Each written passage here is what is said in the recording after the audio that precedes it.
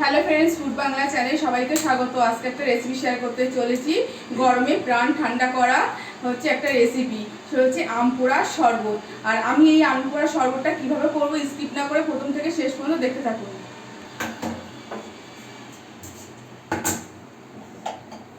আমি এই 3টে আম নিয়েছি, আমগুলোকে হালকা হালকা একটু ছিঁড়ে নেব। আর আমি গ্যাসের মধ্যে আমগুলোকে পোড়াবো।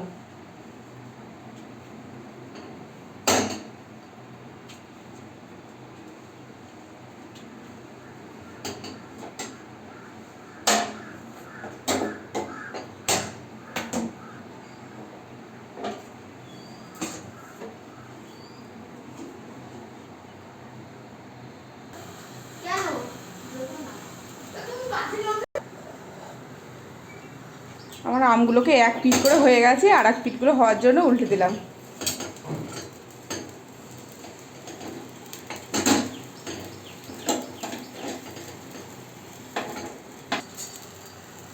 আমি আমের সঙ্গে 2টো কাঁচা লঙ্কাও পোড়াতে দিলাম।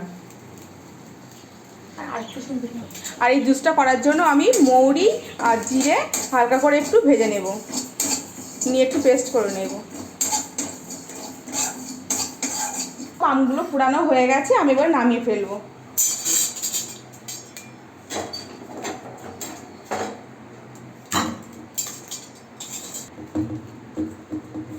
এবার আমি আমগুলোকে সুন্দর করে ছাড়িয়ে নেব।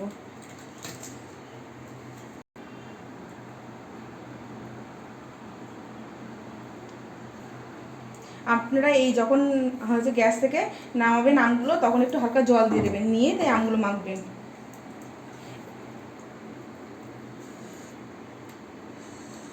গরম আছে তো।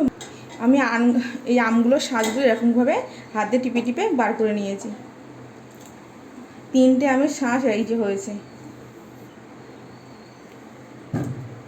4টে কাঁচা লঙ্কা পুড়িয়েছিলাম, আর 2-3টে পুদিনা পাতা। আমার কাছে বেশি পুদিনা পাতা ছিল না, আর আপনারা চাইলে হচ্ছে ধনে পাতা আর পুদিনা পাতাটা বেশি করে দিতে পারেন। আর যে আমটা পুড়িয়েছিলাম সেই আমটা একসঙ্গে আমি মিক্সিতে একটু পেস্ট করে নেব। আমি যে আম পোড়ার জুসটা করার জন্য এই আম, কারি পাতা, লঙ্কা দিয়েছিলাম, সেগুলোকে এর মধ্যে দিয়ে দেবো। আর আমি এই গ্লাসটা 3টে গ্লাস রেডি করব।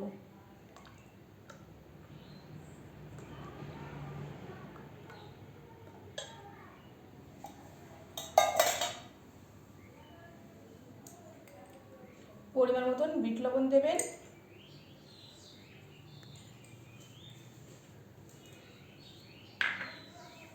আর আমি চিনিটাকে মিক্সিতে একটু গুঁড়ো করে নিয়েছি। আর আপনারা যখন করবেন ঝাল মিষ্টি 3টে সমান রেখে করবেন, তাহলে খুবই ভালো হবে খেতে।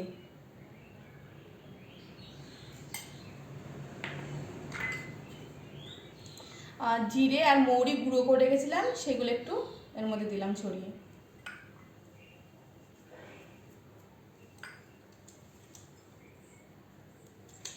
আর লেবু রসটা এর মধ্যে দিয়ে দেবো। আর আমি গন্ধরাজ লেবু নিয়েছি।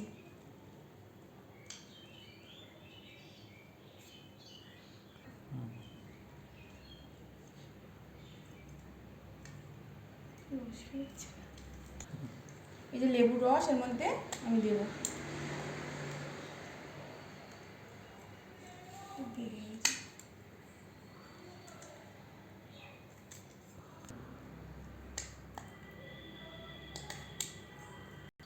এর মধ্যে আমি বরফগুলো দিয়ে দিলাম।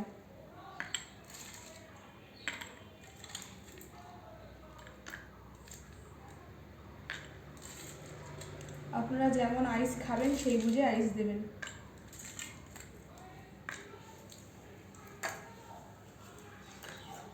আর হালকা করে একটু জল দিয়ে দিলাম।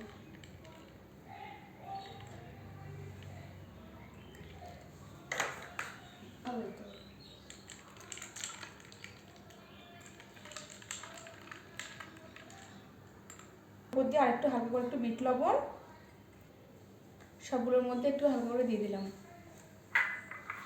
আর যে জিরে আর মৌরি গুঁড়ো করে রেখেছিলাম, একটু হালকা করে একটু দিলাম।